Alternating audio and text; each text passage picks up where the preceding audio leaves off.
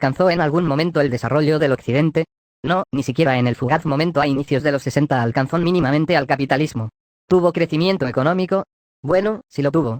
Principalmente en la época estalinista. Pero no fue nada espectacular, como algunos dogmáticos marginados quieren neciamente hacer creer. Fue un simple ejemplo de transición de país pobre a uno con industria básica y con campesinos en comunas enormes.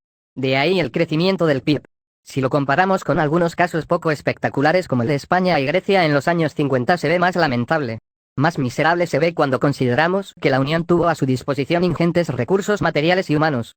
España fue una autarquía franquista aislada comercialmente y con enormes problemas democráticos, sociales y monetarios, sin grandes recursos, pero adoptó el capitalismo y se desarrolló mejor.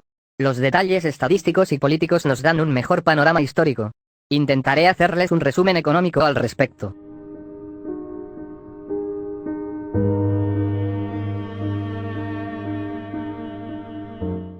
Todos conocen, aunque sea básicamente, la historia de la Unión Soviética. Un estado nacido del más completo y absoluto caos social, económico y político. Resultado de décadas de ineptitud e irresponsabilidad de un gobierno monárquico. Zarista como se le decía en Rusia. El zar Nicolás II decidió tomar parte en la Gran Guerra y le declaró la guerra a su primo hermano, el Kaiser Guillermo II. Si el imperio ya estaba arruinado en todos los aspectos, la guerra no hizo más que empeorar la situación. Los bolcheviques aprovecharon el desastre para rebelarse, aunque antes se les puso enfrente los moderados parlamentarios que querían vivo al zar, pero limitado por una constitución, como en Inglaterra. Así que los bolcheviques hicieron otra revolución para instaurar sus ideas más radicales. La Revolución de Octubre, que en realidad fue en noviembre, pero como sea, el país perdió territorio en el Tratado de Brest-Litovsk por voluntad de Lenin con tal de llegar al poder. Los moderados autoproclamaron el Ejército Blanco para resistirse a los rojos bolcheviques.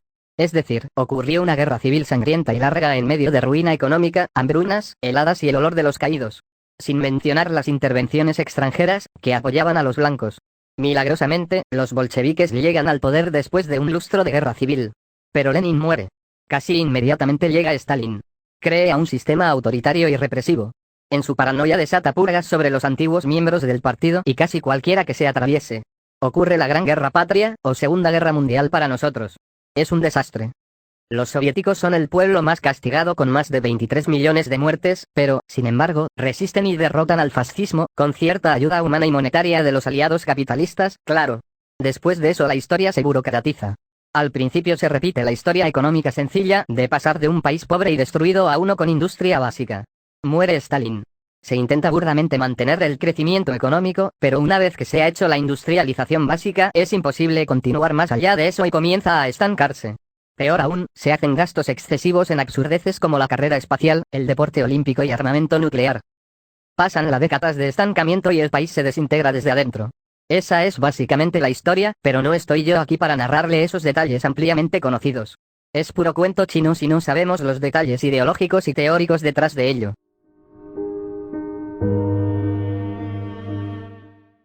Para entender los aspectos económicos que llevaron al colapso es necesario entender cómo nacen los estados. La mayoría de estados nacen de una voluntad política de ciertas élites gobernantes. La historia pesa más en algunos otros, pero no es el caso de la Unión Soviética. La Unión Soviética nace de intelectuales e ideólogos. No existía una herencia de siglos que vanagloriara las ideas de Marx, ni es que existiera una unión lingüística y cultural entre Rusia y la actual Kazajistán, o entre Ucrania y Azerbaiyán. Mucho menos después de la expansión, donde Alemania del Este era un mundo diferente de Moldavia. La Unión Soviética nació de la teoría leninista. La Revolución de Octubre fue llevada a cabo por intelectuales. Los movimientos intelectuales en nombre de los obreros y campesinos en los suburbios marginados y en los pequeños y rudimentarios centros fabriles de San Petersburgo, o como le llamaban en aquella época, Petrogrado.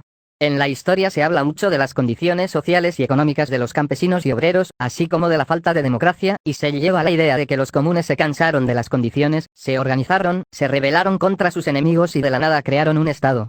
En la realidad las revoluciones siempre nacen de las divagaciones, reflexiones, razonamientos y pajas mentales de ciertos personajes que se les da bien la oratoria y escribir libros sobre cómo ven el mundo. También suelen ser expertos en el arte de manipular y convencer a los comunes sobre ciertos aspectos de la sociedad y los hacen movilizarse de tal manera en que sus acciones están en sintonía con esas ideas recién adquiridas. En este caso, el intelectual y portavoz del movimiento era un tal Vladimir Ilich Ulyanov, mejor conocido como Lenin.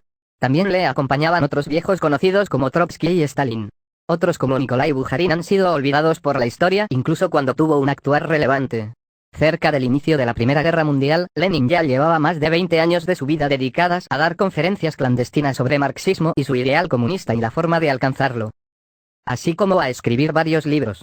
Sus oyentes y lectores solían ser estudiantes universitarios y unos cuantos agitadores sindicalistas insatisfechos, la mayoría en Petrogrado. Aunque está poco documentado, estos grupos eran grandes e importantes y llevaban varias décadas formando una cultura alrededor del comunismo y la disidencia. Incluso en la obra de Dostoyevsky se aprecia a los centros universitarios como lugares de disidencia. Lenin de hecho salió de una de esas, la Universidad de Kazán, y ahí formó sus idearios revolucionarios.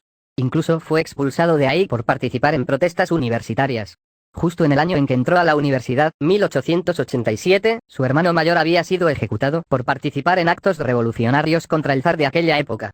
La Revolución Rusa nació de la concepción e ideas de este sujeto con ayuda de otros con más o menos las mismas ideas. No hay muchos ejemplos en la historia de países creados por un fundador de carne y hueso. Lo único que encontramos son supuestos libertadores y héroes nacionales, muy idealizados la mayoría de las veces. También encontramos alguna que otra leyenda o mito sobre la fundación de ciertas ciudades.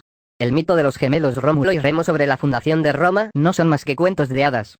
Pero la Unión Soviética fue quizá el primer estado moderno nacido de la imaginación. Sin olvidar a Yugoslavia, claro, aunque quizá ese nació por la flojera de las potencias por dividir adecuadamente al país por regiones culturales y lingüísticas. En el futuro tampoco se quitaron la flojera. En fin, la característica de todos esos experimentos fue el completo fracaso. Ese es el primer punto importante. Marx teorizaba que el nacionalismo era una manifestación burguesa capitalista nacida en la Revolución Francesa y que la evolución natural del capitalismo al socialismo iba a desaparecer las ideas nacionalistas porque el proletariado iba a unirse y a organizarse sin importar la nacionalidad. De ahí su célebre frase. En su obra magna lo desarrolló más, pero, en cualquier caso, obviamente esa tontería no tenía la más mínima oportunidad de ocurrir, como la historia ya nos lo demostró. Las llamadas internacionales fueron un rotundo fracaso. Un poco de razonamiento y conocimiento de antropología y comportamiento humano hubieran bastado, pero a Marx no le gustaban mucho las referencias.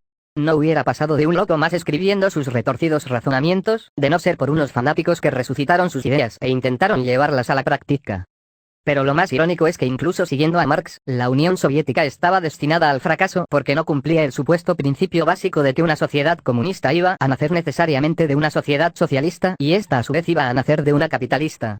Es decir, en su muy discutible y sesgada filosofía materialista histórica veía a la historia como una evolución. Así como en Pokémon.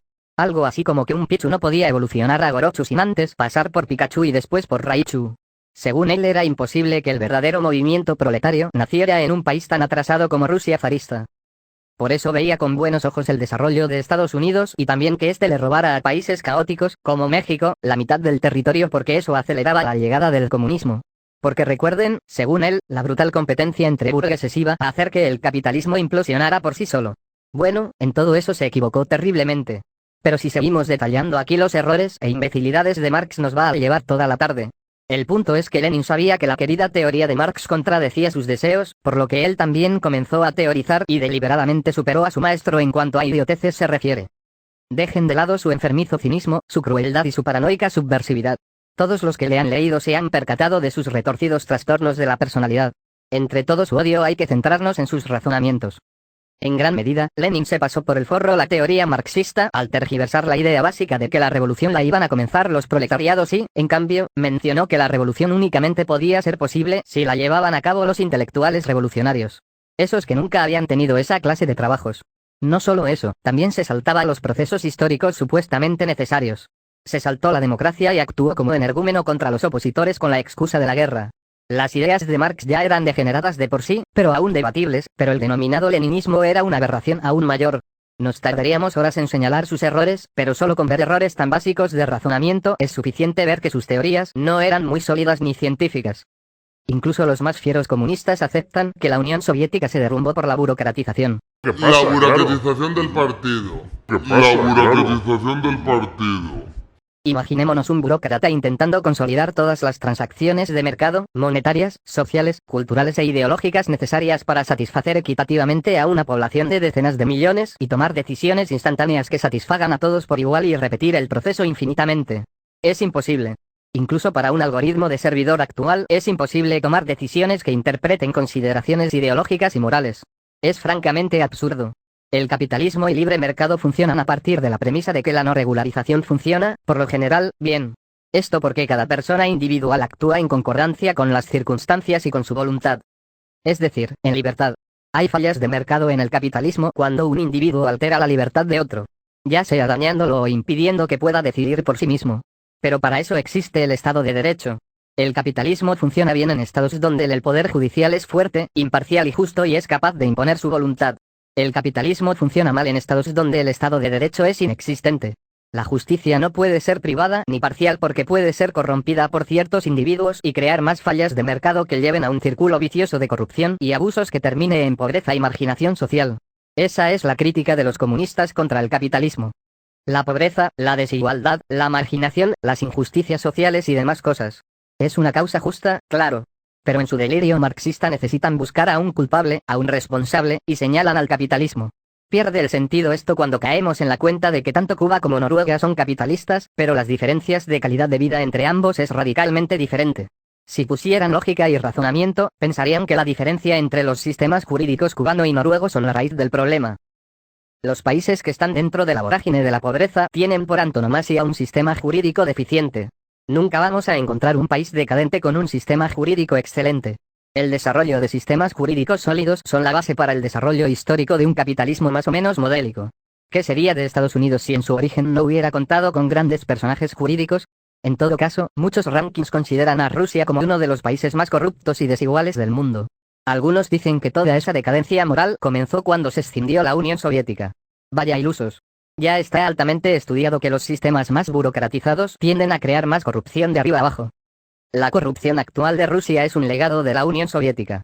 Hasta la fecha el sistema jurídico en Rusia es increíblemente corrupto. Esto a tal grado de que se considera legítimo las penas en prisión por décadas a aquellos que salgan a manifestarse. Rusia aún arrastra el legado soviético. En este país es inútil hablar de tecnicismos económicos. Sirven en un país libre, pero en un país tan autoritario solo vemos que las crisis económicas son resultado de caprichos políticos. En la Unión Soviética era igual. Los políticos son los peores economistas.